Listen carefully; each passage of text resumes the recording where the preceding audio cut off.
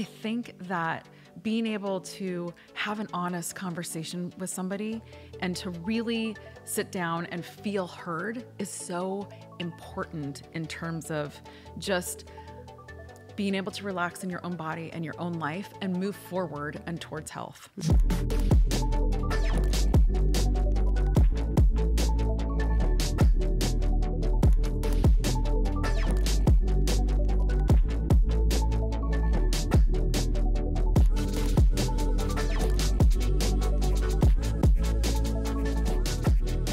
Something that is essential to people's perception of their health and well-being is their connection to other people. Yeah. It's so important. And in our last module, module 5, connecting with others, we address the strategy of active listening. It's something that I observe quite a big lack of in people's interaction with one another. Communication. And I think a lot of times people aren't really listening, and they aren't asking questions, and they aren't really digging in about what the person is talking about. They're thinking about what they want to say next. Mm-hmm. And I think that in order to really connect with somebody, you have to really listen.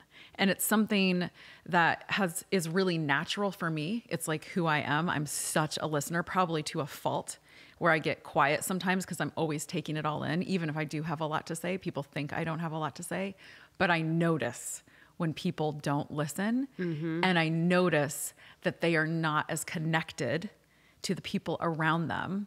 And therefore, I think they don't feel as good about their relationships and themselves when they're not really listening and really connected to other people and asking questions. Yeah. And one of the biggest roadblocks to connection is poor communication. Yeah. Right? And so that's something that we have to think about when it comes to not just actively listening, but also asking questions. Yep. And trying to get a broader context of somebody, trying to have a deeper understanding, having compassion and empathy for someone and their story and what they're telling you, and learning about them and knowing them, right? Really, really knowing them, knowing what's going well for them, knowing what's their dreams are and their hopes are, knowing what's hard for them, that the answer isn't just like, yeah, I'm good. You know, everybody's like, how are you? I'm good. That is not. I'm good. That's not the answer. How are things? How's the week? It's fine. Everything's good. You know, like really to be able to know what's going on for somebody, that's a real relationship. And that feels really good when somebody trusts you or you can trust them with the really relevant information in your life. That's a relationship. That is connection. That is meaningful and important share of information. Yeah.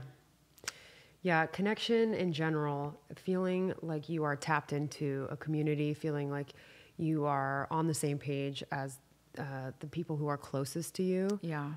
I mean, there's so much research out there, and there's more and more research being done about how true connection impacts your physical health and your physical well-being. And you and I see that in a treatment room. We see that a lot of times when people are feeling disconnected, they don't feel well.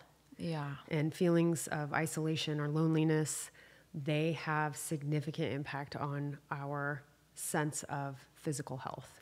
Right. And in a time where attention spans are short and there is just just a freight train of information coming at us all the time. Yeah. I think people feel like, I don't have time. Yep. There's to be just not enough listening, time to be paying attention, to be getting to know people. And we are so uber connected with technology, being able to access people at any time. and have a relationship with them on your phone or whatever. Yeah, and seemingly know all of this information about somebody or communities or anything.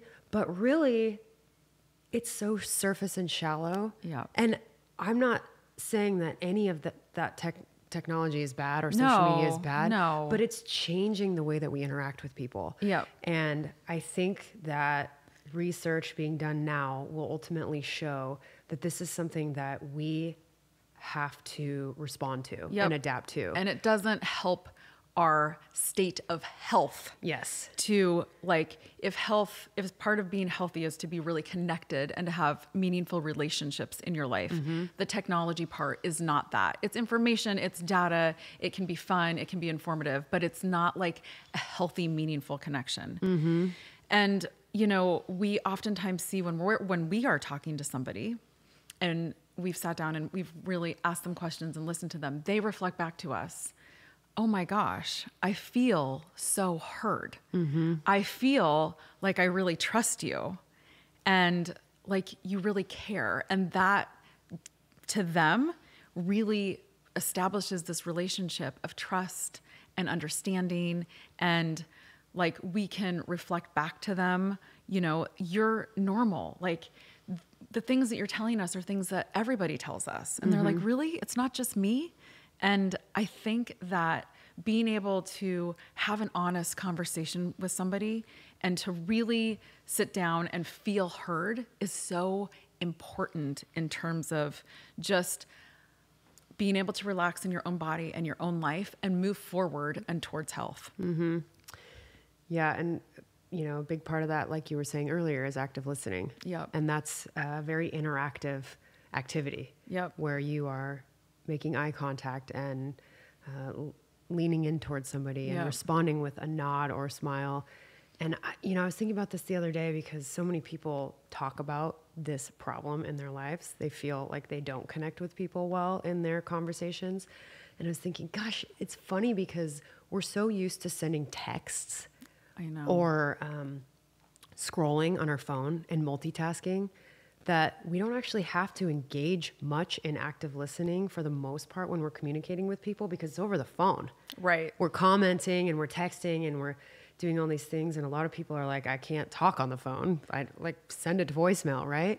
And I think this whole idea of engaging in an interactive way of communication, like sitting in front of somebody and really asking questions and engaging in active listening, that's something that people are feeling like they don't have to do that much anymore. It's kind of a lost art, you know, like the whole idea of visiting, you know, sitting on the porch and visiting with a neighbor or having a friend come over and visit is not something that people do, but it makes you feel so good. I have a few friends that just walk through my front door unannounced, and it's so fun because they're just popping by just to connect and visit and not even stay long. It doesn't have to be anything big, but people don't do that anymore. Yeah, we are so used to being on a fast track of communication. I see this happen a lot, and I know the impact it has on me when you're speaking with somebody and they're kind of scanning the room. Like they're not really looking at you and they're like, but they're looking around the room and you're like, whoa, dude, I'm done with this conversation. Like I don't even really want to engage anymore. And that is so common. It is so common. Or somebody has their phone out when you're talking to them. I mean, you go out to a restaurant and you look around at other tables and you'll see a group of 4 or 5 people and they all have their phones out and their heads are down and you're like, must be a good conversation over there. I mean, what's even the point? It's like an epidemic. It really is. We have to put our phones away. We have to look each other in the eyes and we have to ask hard questions and really want to know the answer. Really listen and dig into where somebody's at and what's going on with them. You said ask hard questions. Difference. Describe that a little bit. I think people think the word hard and they think unwanted, but what you mean by hard is simply like if somebody says, oh, it's been a rough week. Yeah, me too. No, like what's been going on for you?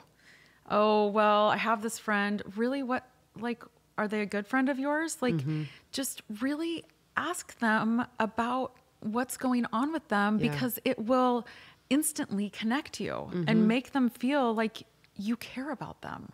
So when somebody says, oh yeah, everything's good, you know, say, well, what did you do this week? That's not a hard question, but if they're not readily like opening up to you and you want to connect with them, you could just ask that follow-up more question. engaging questions But then also, really, I think we have to gauge where people are at and what type of relationship they're willing to have. And some people can't go there. Yeah.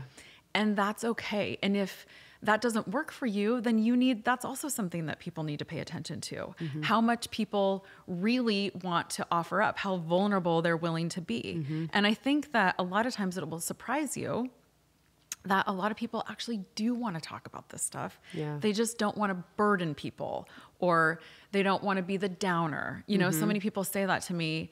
They'll say, "Oh gosh, I feel like I just spewed all over you and told you all this really hard stuff." And I say, no, I want to know. That's what we're doing here. Yeah. You have to tell me all the things that are really hard. I know there's so many things that are going well for you. I know you're fine also, but we're so used to just not sharing the hard things. Yeah. And you're allowed to be multiple things at once. Yes. And we all are. We Yeah. all have things that are going well. We all have things that are hard. We have things that are in between.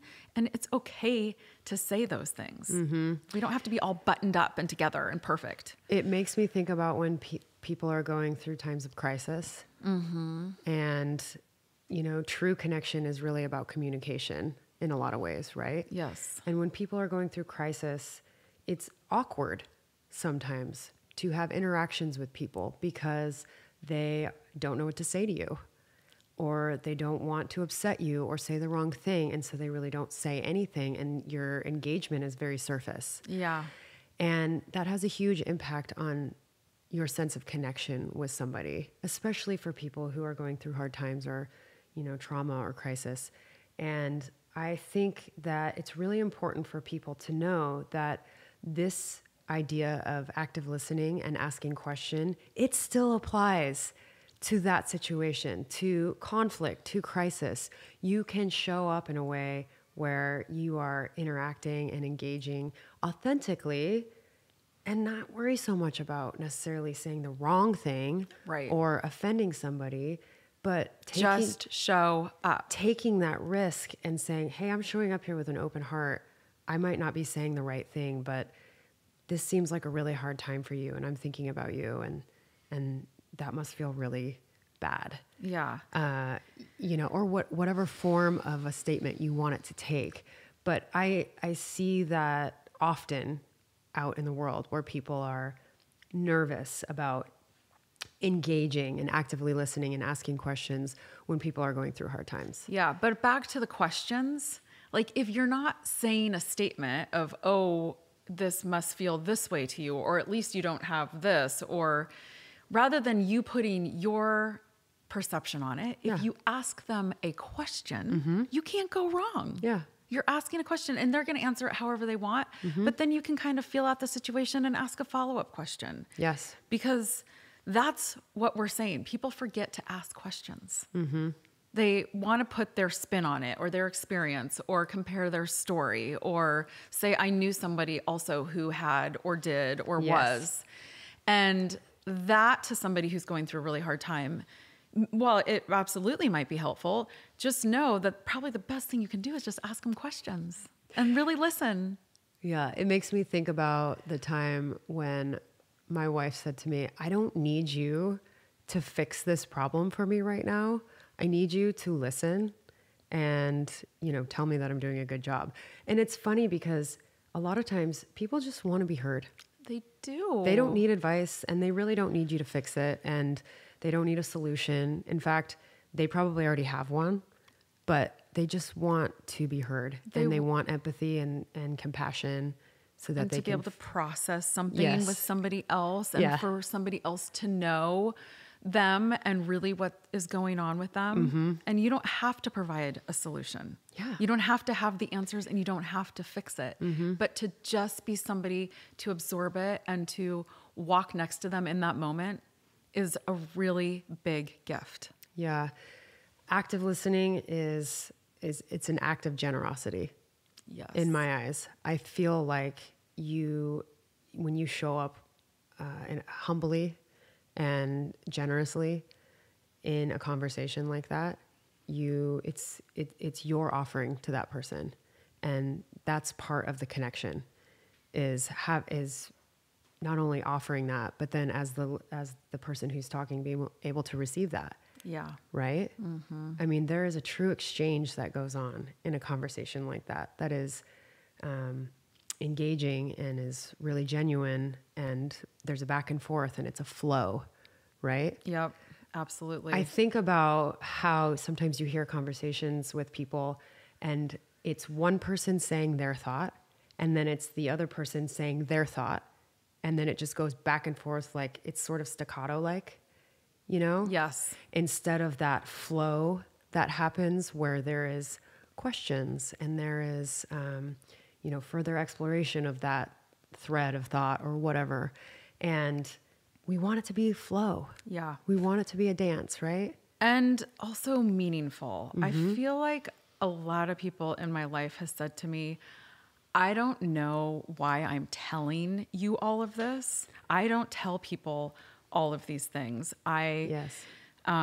You're somebody, like, I end up having really deep conversations with people, and it's because I open the door to really be there for them and their hard thing. Like, I sit on the bleachers at a basketball game or a volleyball game, and it ends up being like the most intense conversation ever because I facilitate that and I allow people to be open and vulnerable, and I want to know. And people are like, why am I telling you all this? I'm like, because I don't want to talk about the weather. And if you were talking about the weather, I probably would have got up and moved. Yeah. So active listening and asking questions, it's really about opening the door. Yeah, just being there for people and showing up and lending an ear. True, authentic connection. Generosity. It's a gift. Yeah.